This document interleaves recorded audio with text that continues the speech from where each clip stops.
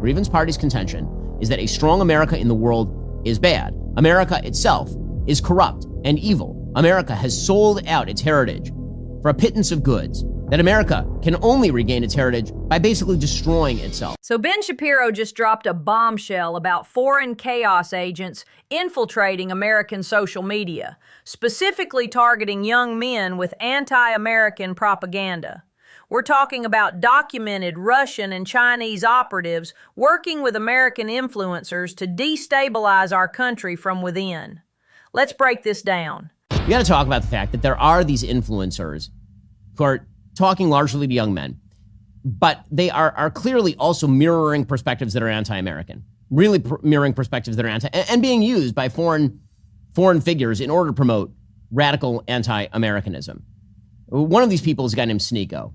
Okay, so Sneeko is a 27-year-old streamer. He says that Hitler has aura and that women should be barred from voting and that Yahya Sinwar, the leader of Hamas, was a hero and that the Jews run society. This is textbook asymmetric warfare. Russia and China learned they can't beat America militarily, so they're targeting our most vulnerable demographic, young men feeling disconnected from society. The FBI documented similar operations in 2016, but this is far more sophisticated and insidious. Here he was on the streets of New York just a couple of nights ago, chanting in favor of genociding the Jews.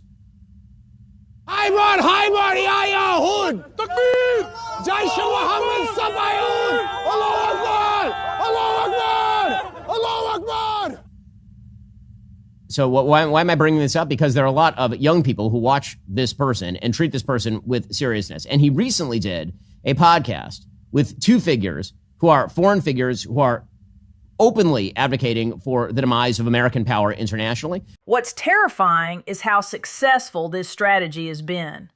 These aren't random trolls. They're following Alexander Dugin's 1997 playbook, Foundations of Geopolitics, which is literally taught in Russian military academies.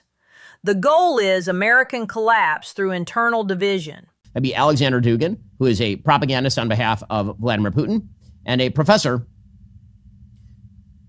named Zhang Jiqin. You'll remember him from the Tucker Carlson show where he claimed that the United States should basically give up power to China. And also he claims, of course, that the Illuminati run the world and all the rest of this sort of junk.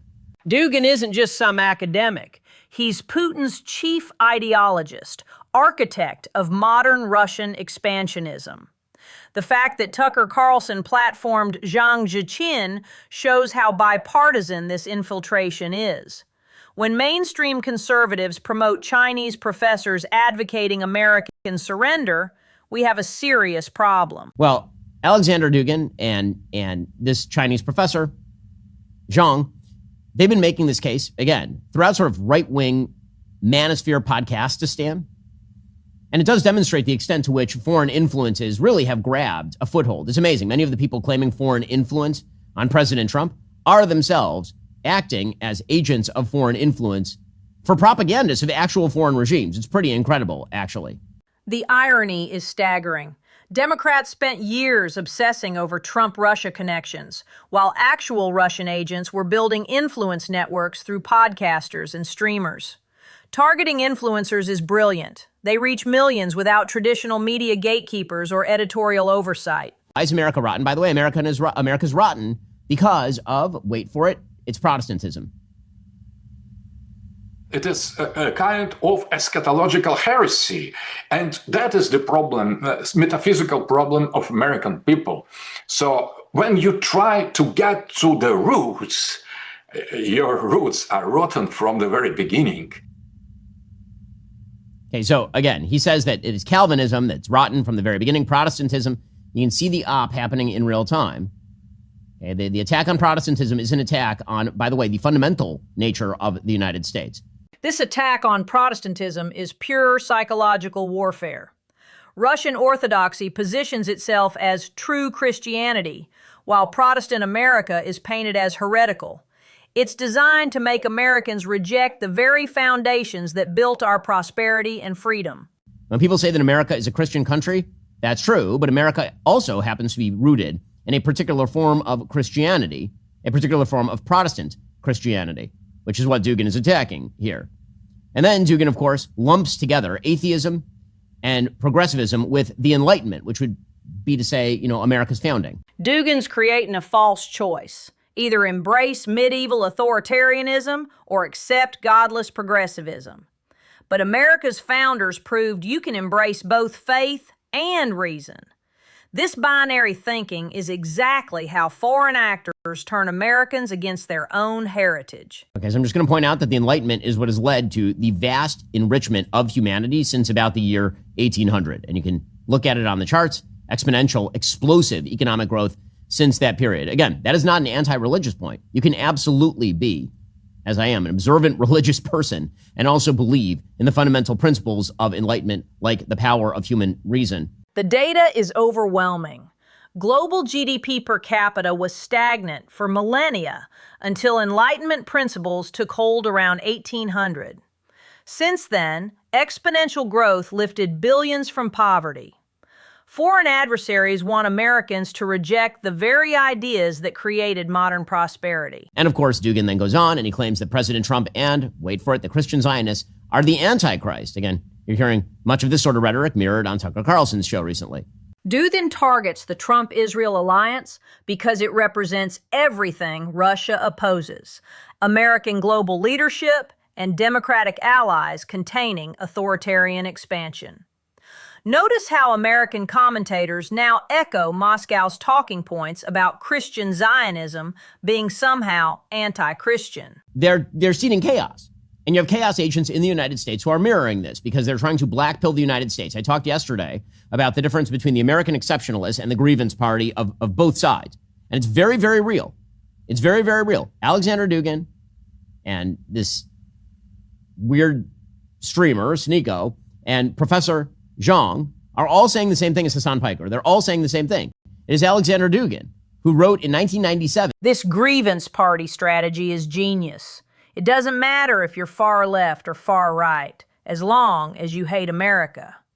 Foreign adversaries benefit when Americans embrace learned helplessness and civilizational nihilism.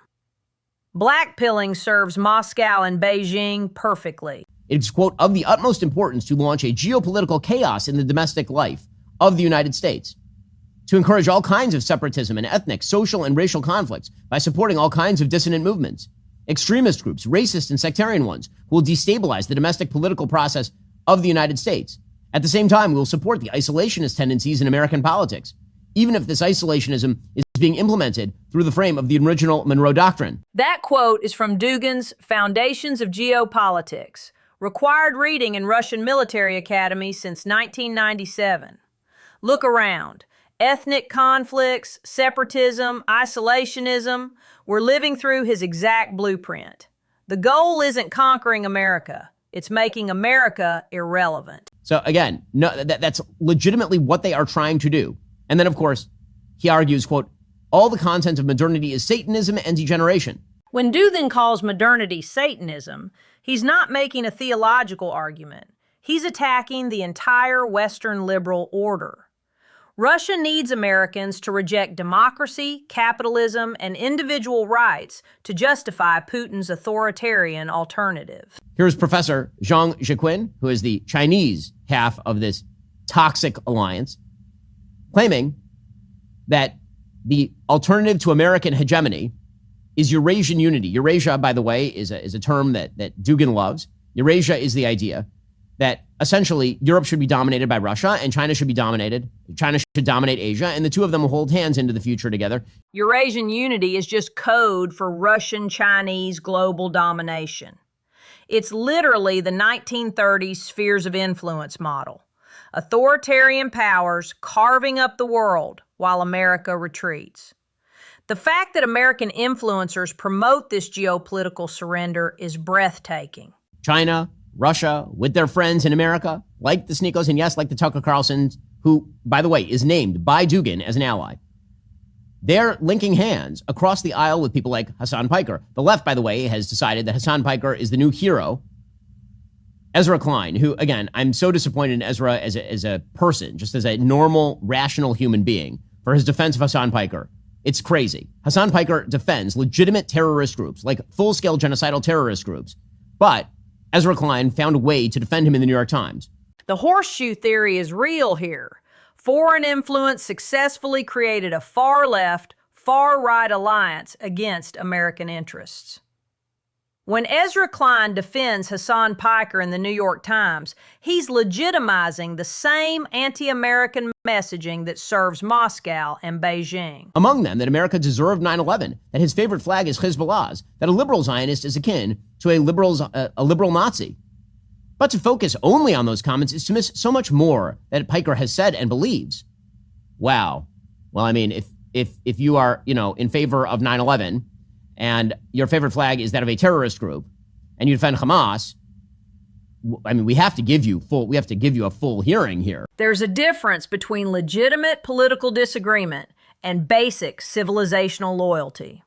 When mainstream outlets normalize figures who celebrate 9/11 and wave terrorist flags, they're doing foreign adversaries work for them. This isn't about free speech. It's about basic allegiance. As long as you say the nostrum, as long as you spout the formula that you hate anti-Semitism, it's just those nefarious Jews who are running the world, and also America deserved 9/11, and also Hamas was justified, then it's probably totally fine. Then it's probably totally cool. I have disagreements, says Ezra Klein, with Piker, but he isn't a Jew hater. He's an anti-Zionist. No, if you are justifying Hamas, then I'm pretty sure you hate Jews, since Hamas's goal is to wipe them from the face of the earth. Anti-Zionism has become the perfect cover for anti-Semitism, and foreign adversaries exploit this brilliantly. Isolating America from Israel serves Russian and Chinese strategic goals by breaking up the democratic alliance system that contains authoritarian expansion. And yes, of course, anti-Semitic if you're defending Hamas over Israel, the terrorist group that tried to murder every Jew it can find. Yeah. By the way, Hassan Piker is also the guy who says he'll never make fun of Mao. He's one of the great leaders of the world. And the grievance party is in full solidarity here. Mao killed 45 to 80 million Chinese people through forced collectivization and cultural revolution. The fact that American influencers worship him as a great leader shows how successfully foreign propaganda has penetrated our discourse. Beijing's investment in chaos agents is paying dividends. Tucker Carlson's morning note today, quote, "The people in charge don't want you to know this, but Muslims love Jesus." Well, I'm going to need an explainer on then why Muslims killed a bleep load of Christians over the course of Islamic history. Why they tried to wipe Christians out of the Middle East, invaded Europe. I'm going to need an explainer on that one. This Muslims love Jesus narrative serves Russian Orthodox supremacism perfectly. It delegitimizes Protestant American Christianity while promoting authoritarian alternatives. Putin positions Russia as defender of traditional values against Western decadence, classic civilizational warfare. Muslims are not Christian. Jews are not Christian. Jews are not Muslim. Turns out people have lots of different religions. The question is, what do Muslim states try to do? And the answer is, if you have a global vision that everyone will be Muslim and that there is Dar al-Islam, meaning the preserve of Islam, and Dar al-Harb, meaning the preserve of war, I'm pretty sure that it's hard to claim that that is pro-Christian. The theological concepts are clear. Dar al-Islam versus Dar al-Harb, the house of war. Pretending these divisions don't exist serves foreign interests by making Americans naive about civilizational competition. Iran's persecution of Christians proves the interfaith harmony narrative false. You see, the president of Iran is more of a defender of Christianity than Donald J. Trump, according to Tucker Carlson. And the chaos operation is absolutely in full swing. The grievance party is in absolutely full swing. Iran executes Christians for apostasy and funds terrorist groups across the Middle East. The idea that Tehran defends Christianity better than Washington is so absurd, it reveals the complete success of foreign propaganda operations. Reality has been inverted. The reason it's finding fertile ground is because it is all a conspiracy theory about the nature of the United States and the nature of the West. The West is bad. The West has driven you into your current bad situation. It's people who are enjoying the blackpilling, really enjoying the blackpilling. It's all part of a broader phenomenon. Again, this is the grievance party's contention. The grievance party's contention is that a strong America in the world is bad. Civilizational guilt makes Americans vulnerable to foreign alternatives. When you convince people their own country is irredeemably evil, they become desperate for radical change, even if it means embracing authoritarian regimes that despise everything America represents. And a lot of this is gaining credence because, again, there are a lot of young men out there who are absolutely just ripe for the picking. Young men who have been told by everyone in social media that the way to success is to buck, quote unquote, the matrix, that the system is out to get you, and that the only way to fight back is to essentially follow the losers by giving them money. It's really ugly, and it's really terrible, and it makes people's lives actively worse. The targeting of young men is tragically effective. Legitimate frustrations about dating, economics, and social media get weaponized by foreign actors. These kids think they're rebelling against the matrix while literally serving Putin and Xi Jinping's geopolitical interests.